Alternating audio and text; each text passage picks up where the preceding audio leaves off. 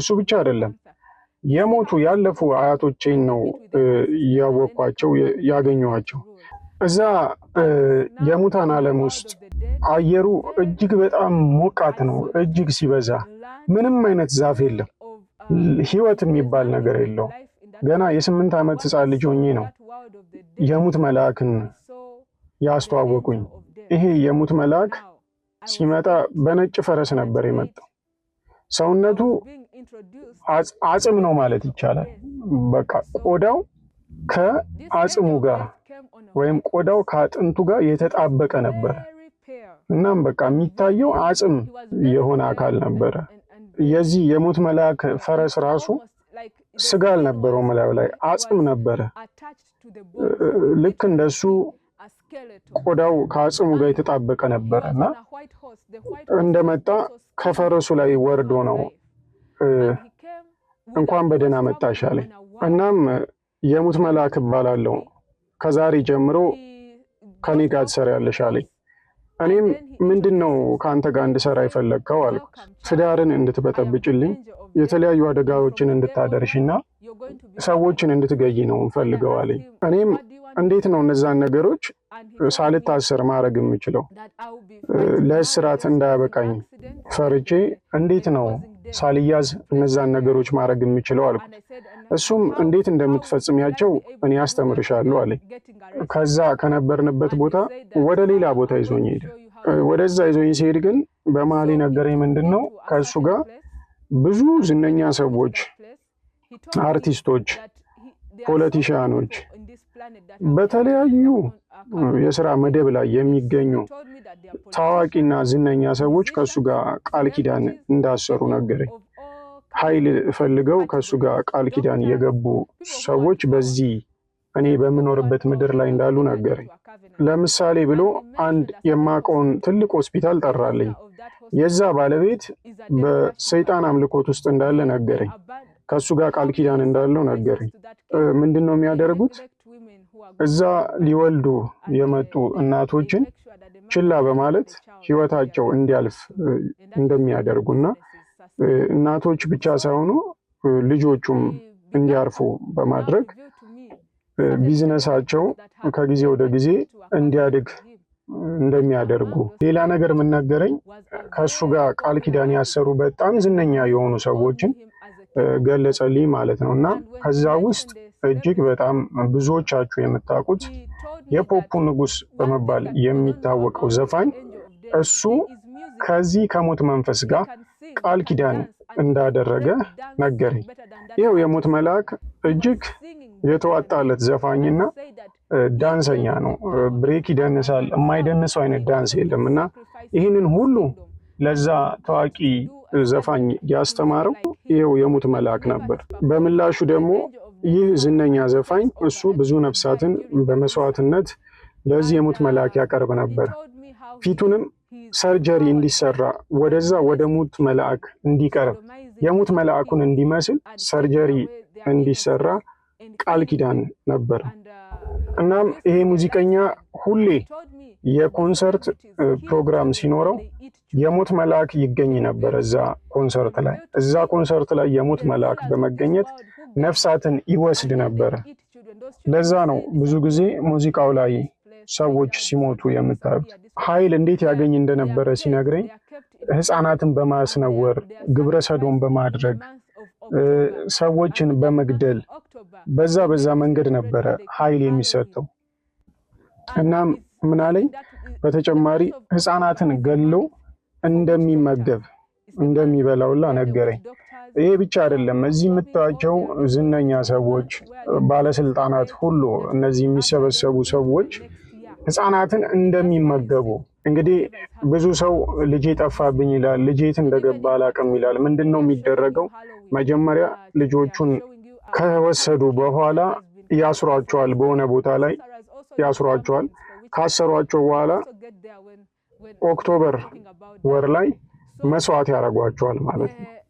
ኦክቶበር ወር ማለት ሃሎዊን ዴይ የሚያከብሩበት ወቅት ነው። እናም ከዚህ በኋላ ይሄው የሙት መልአክ መልሶ ወደ ሆነ ሸለቆ ወሰደኝ። ይህ ሸለቆ በደም የተሞላ ሸለቆ ነበር። እጅግ በጣም ብዙ በግፍ የተገደሉ ሰዎች ነፍስ በዛ ይጮሁ ነበር። በጣም የሚያስፈራ ነበር። ህይወት መንፈሳዊ እንደሆነ የገባኝ ያኔ ነው። ምድር አፍ እንዳላት የምትሰማበት ጆሮ እንዳላት ራሱ ያወቅኩት እዛ ነው። ይሄኔ ነው የሞትን ሚስጥር ያወቅኩት። በዚህ ሸለቆ ውስጥ ያየሁት ደም እጅግ በጣም ይጮህ ነበረ። የብዙ ሰው ደም ነው ያለው። ንጹሃን እየተገደሉ በግፍ ከእናታቸው ማዕፀን በውርጃ ምክንያት የወረዱ ህጻናት፣ መስዋዕት የቀረቡ ሰዎች፣ በቃ በግፍ የተገደሉ ሰዎች ደም በዛ ይጮህ ነበረ። ፍርድ እንዲሰጣቸው እነዛ ህይወታቸው ያለፉ ሰዎች በገዳዮቻቸው ላይ ፍርድ እንዲሰጥ ይማጸኑ ነበር።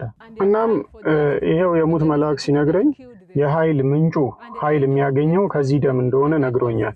እዛ ውስጥ ገብቶ ሲወጣ እንደ አዲስ ሰው ይሆናል። ልክ እንደ ገና አፍላ ወጣት ነው የሚሆነው። ይታደሳል እንደ አዲስ እና ቆዳው ራሱ ስሙዝ መሆን ይጀምራል። ልክ እንደዛ እንደሞተው እንደ ዝነኛው ሙዚቀኛ መልኩ እንደዛ ይቀየራል። እንደሱ አይነት መልክ ይዛል ማለት ነው። እና መልኩ፣ ሁኔታው፣ ሁሉ ነገሩ ይቀየራል ልክ እንደሱ ማለት ነው። ይህ የሙት መልአክ እዛ ደም ውስጥ ተዘፍቆ ሲወጣ አዲስ ሰው ይሆናል።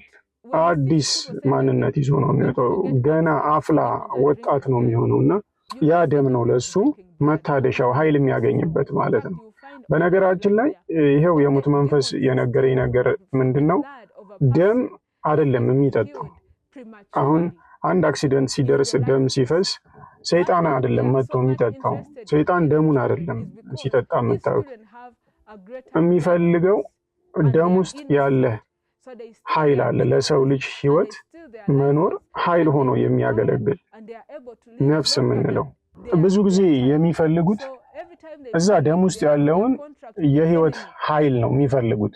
ለምን ይመስላችኋል ብዙ ህፃናት የሚሞቱት?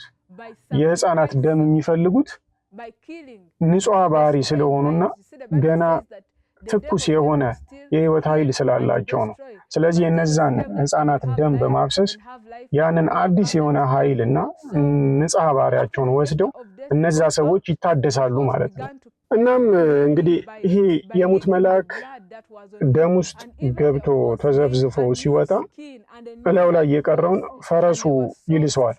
ያኔ ፈረሱ ራሱ ኃይሉ ይታደሳል። አዲስ ቆዳ ነው እላዩ ላይ የምናየው። እንደ አዲስ ነው የሚሆነው ፈረሱ ራሱ። እናም ከዚህ በኋላ እንግዲህ ምንድን ያለኝ አደጋ እንዳደርስና ሆስፒታል ገብቼ ብዙ ሰዎችን እንዲሞቱ እንዳረግለት ነገረኝ ማለት ነው። ያንን እንዴት እንደማደርግ ሲነግረኝ እሱ የሚፈልገው እኔ ብቻ ሆስፒታል ውስጥ ገብቼ በኮሪደር ላይ እንዳልፍ ብቻ ነው የሚጠብቀው ከኔ። አንቺ ብቻ በኮሪደሩ ላይ ታልፊያለሽ፣ እኔ መጥቼ በየክፍሉ ያለውን ሰው ህይወት እወስዳለሁ አለኝ። እኔ በድመት ላይ ሆኜ ስራዬን እሰራለሁ አለኝ። ምናልባት ሆስፒታል ውስጥ ሲጮሁ የምትሰሟቸው ድመቶች ብዙ ጊዜ እሱ የሚሰራባቸው ድመቶች ናቸው። እናም አሁን ተመልሼ ወደ መጣሁበት እንድሄድ ነገረኝ። ወደ ሰውነቴ ተመልሼ እንድገባ ነገረኝ። በመጣሁበት መንገድ ነው ወደዚህ ዓለም የተመለስኩት። ስንመለስ ከአያቴ ጋር እዛው መቃብር ላይ ነው የተገናኘ ነው። እዛው በተኛንበት ነው የተመለስ ነው። ተሰውረን ወደ ውስጥ እንደገባን ሁላ እንደዚሁም ነው ወደ ውጪ ስንመለስም የተመለስ ነው። እናም በተመለስኩ ጊዜ እጅግ በጣም ሰውነቴ ቀዝቅዞ ነበረ። በጣም ደንግጬ ነበር። በጣም ፈርቼ ነበረ። እናም አያቴ ዘመዶቿን ጠርታ የተለያየ እጽዋት እንዲያዘጋጁላት ነገረቻቸው። ያንን እኔ ላይ ያፈሰሰች። ምክንያቱም ወደ አይምሮዬ መመለስ ነበረብኝ። እዛ አይቼ የመጣሁት ነገር እጅግ በጣም የሚያስፈራ ነው። ከኔ እድሜ አንጻር ገና ልጅ ነኝና ወደ ህሊናዬ እንድመለስ ጭንቅላቴ እንዲረጋጋ ያንን መድኃኒት አፈሰሰችብኝ ማለት ነው። ከዛ ወደ ራሴ ተመለስኩ። ከዛ ወደ ቤት ሄድን ማለት ነው። እናም ቤት ውስጥ ያው ቤተሰቦቼ የሆነ ለውጥ እንዳለ አውቀዋል፣ ግን ልነግራቸው አልቻልኩም።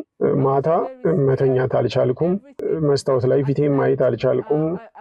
ሽንት ቤት ብቻዬን መሄድ አልቻልኩም። እጅግ በጣም ፈሪ አይነት ሰው ነው የሆንኩት እና በቃ ብዙ የምፈራው ነገር ነበር። ማታ ላይ እጅግ በጣም ፈራ ጀመረ። ብቻዬን ከሆንኩ ነገሮችን ሁላ መፍራት ጀመርኩ። እሱ ብቻ ሳይሆን በራሴ ፍቃድ ነፍሴ ከሰውነቴ ወጥቶ አያቴ ጋር ሄዶ አያቴ ትዕዛዝ ተቀብሎ መምጣት ጀመረ።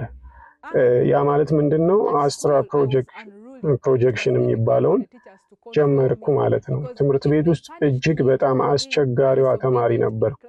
እናም ብዙ አስተማሪዎች ትምህርት ቤት ውስጥ ይፈሩኝ ነበረ። ምክንያቱም አንድ አስተማሪ እኔን አስቸገርሽ ብሎ ከቀጣኝ ክፍል ውስጥ ማታ በተኛበት በነፍሴ እሱ ጋር ሄዶ ወይም እሷ ጋር ሄዶ አይቀጡ ቅጣት ነበረ የምቀጣቸው። እጅ ሰብሬ አውቃለሁ፣ መትቼ አውቃለሁ። አይናቸው በልዞ እጃቸው ተሰብሮ ክፍል ውስጥ ይመጡ ነበር አስተማሪዎቹ እና ያ ሁላ የሚሆነው ግን በህልማቸው ነው። እናም የኔ ህይወት እንደዚህ ነው እንግዲህ የጀመረው። ለማንኛውም በቀጣይ ክፍል የመጀመሪያውን አደጋ እንዴት እንዳደረስኩ ነግራችኋለሁ።